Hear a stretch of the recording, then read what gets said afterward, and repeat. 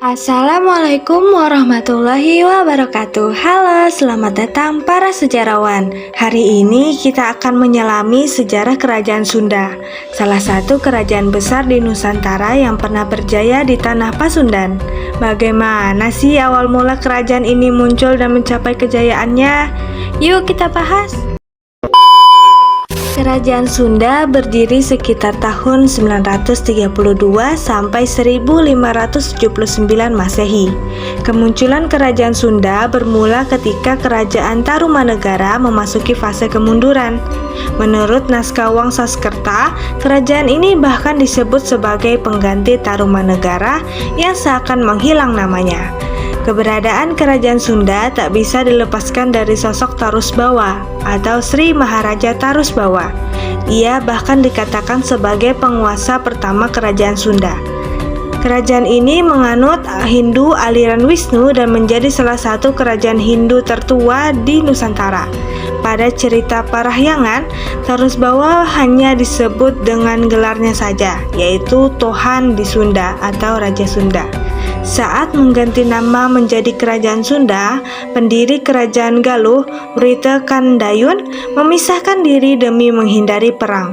Akhirnya keduanya setuju membagi wilayah bekas Tarumanegara menjadi dua bagian, yakni Kerajaan Sunda di sebelah barat dan Kerajaan Galuh di sebelah timur dengan batas kerajaannya yaitu Sungai Citarum.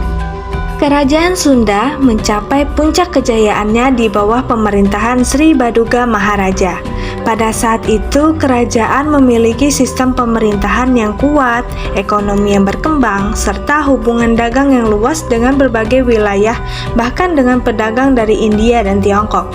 Tidak hanya itu, ia juga membebaskan beberapa desa dari tuntutan membayar pajak bagi kepentingan keagamaan. Langkahnya ini mencerminkan perhatiannya kepada keagamaan dan tradisi luhur. Sri Baduga juga membuat hutan-hutan lindung, mengeraskan jalan dengan batuan, dan membuat parit di sekitar Pakuan Pajajaran. Sunda juga memiliki pelabuhan utama di Kalapa dan Banten yang menjadi pusat perdagangan internasional serta menjalin hubungan dengan kerajaan lain di Nusantara. Namun sayangnya, kerajaan ini tidak bertahan selamanya.